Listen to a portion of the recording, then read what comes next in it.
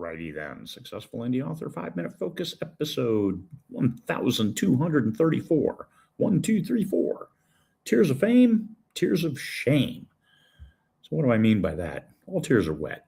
So, to the average observer, we can't tell are people upset or are they overly happy? No. What do you do when you win? If you cry when you win, that's fine. If you cry when you lose, that's fine too. Look at football teams. Grown men, huge men, inhumanly huge men, bawling their eyes out because they lost a game. It's a game, yes, but it's their livelihood too. It's their profession. And as professionals, we hate to lose. So crying, what does crying help? Hopefully it stiffens your resolve and increases your vigor to do better. Is it do better with your current team or is it to do better with someone new? And many people make different choices in that situation. What do you do?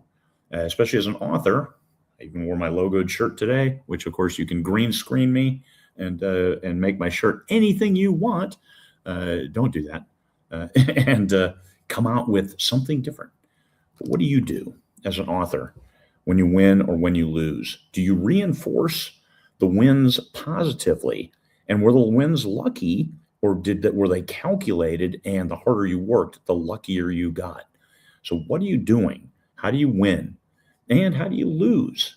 How do you take it? Do you take it with stiffened resolve to, hey, let's learn from this and do better? The hard part is separating your emotions from the business. We write great books because of our emotional engagement with that book. We lose ourselves in the story, and we don't like to see things go the wrong direction with these stories. So you've got to stop the emotional overload. Yes, we bury ourselves in there, but then you got to put on that business hat and say, well, why did this not work? Why did it fail? So tears of fame. Hey, we're here. We're happy. We're winning. We sold 1,000 copies this week. Life is pretty good.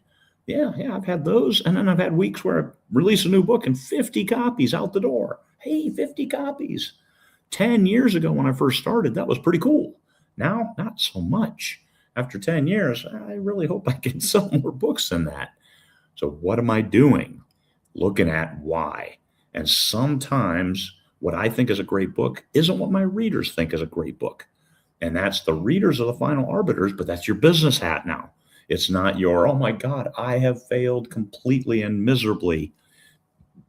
How we handle failure is what dictates our next steps and whether we're successful in the long run or not. Because it's the long game. With books, look, George R.R. Martin. He wrote not Winds of War, that was Herman Wouk, but he wrote Game of Thrones 30 years before it hit the big screen or the small screen with HBO. What are you doing? 30 years. You can always sell a great book, just maybe not today. And that's what I'm counting on with my books. Some books have done very, very well. Some books are good, well reviewed, but they just haven't moved a lot of copies. But eventually, maybe they will. Maybe my heirs will be able to get them out there and move them on. But tears of fame, tears of shame. Shame is something completely different. I should address that in its own 5-minute focus with the shame. That's other people putting it on you.